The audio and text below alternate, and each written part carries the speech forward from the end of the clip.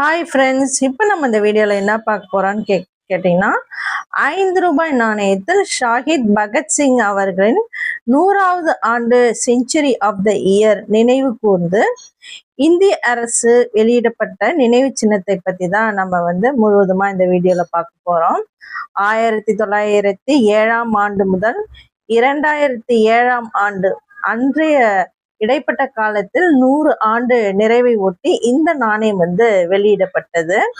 இந்த நாணயத்துடைய பகுதியில பாத்தீங்கன்னா மிக முக்கியமான பகுதி பாத்தீங்கன்னா அவருடைய உருவம் பொறிக்கப்பட்டு இருக்கிறது.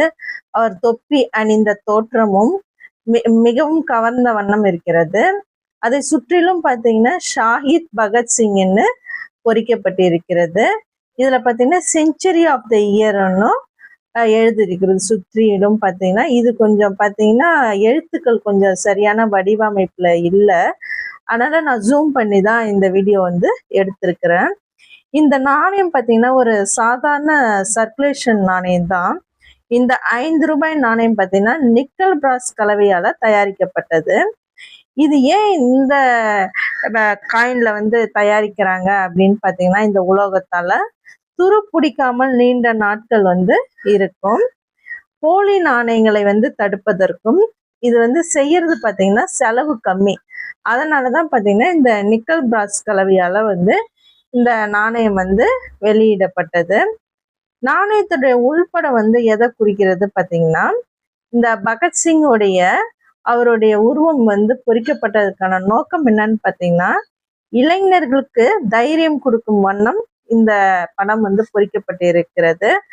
சுதந்திர போராட்டத்தின் தீ, இன்குவாலிப் ஜிண்டாபாத் என்ற புரட்சி சிந்தனை, இது 3 கொள்கையின் அடிப்படையில தான் இந்த படம் பொறிக்கப்பட்டு இருக்கிறது.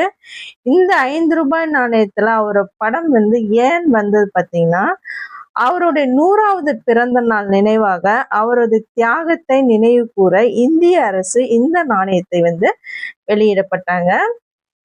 இந்த வீடியோ பிடிச்சிருந்தா லைக் பண்ணுங்க, ஷேர் பண்ணுங்க, கமெண்ட் பண்ணுங்க, சப்ஸ்கிரைப் பண்ணுங்க. இளைஞர்களுக்கு இன்ஸ்பிரேஷன் தரதுக்கும் பகத்சிங் ஒரு இளம் வயதில் நாட்டிற்காக உயிர் தியாகம் செய்தாரு. அவரின் சிந்தனையை அடுத்த தலைமுறைக்கு கொண்டு செல்ல இந்த நாணயம் மிகவும் உந்துதலா இருக்குது. ஒரு சாதாரண 5 ரூபாய் நாணயத்தில் கூட இந்திய வரலாற்றை மக்கள் அறிய வேண்டும் என்பதற்காக இந்த நாணயத்தை வெளியிட்டிருக்கிறாங்க. இதோடைய முன்பக்கத்துல பார்த்தீங்கன்னா சற்று மாறுபட்டு இருக்குன்னே சொல்லலாம். எல்லா நாணயத்திலும் பார்த்தீங்கன்னா அசோக சக்கரா லைன் கேபிட்டல் மேல இருக்கும். 5 பார்த்தீங்கன்னா கீழே டினாமினேஷன்ல இருக்கும். ஆனா இது சற்று வித்தியாசமான காயின். அசோகா பக்கத்துல பார்த்தீங்கன்னா 5 அப்படின்னு சொல்லிட்டு பக்கத்துல பெரிய எழுத்துக்களால இருக்குது. கீழே பார்த்தீங்கன்னா ருப்பீஸ்ன்னு இங்கிலீஷ்லயும் எழுதியிருக்காங்க, ஹிந்திலையும் எழுதியிருக்காங்க. கீழே சின்ன எழுத்துக்களால சத்தியமேவே ஜெயத்தே அப்படின்னு சொல்லிட்டு எழுதியிருக்கிறாங்க. இப்ப பாத்தீங்கன்னா அவருடைய வரலாறு பார்த்துடலாம். அவருடைய பிறந்த ஆண்டு பாத்தீங்கன்னா 1907ஆம் ஆண்டு.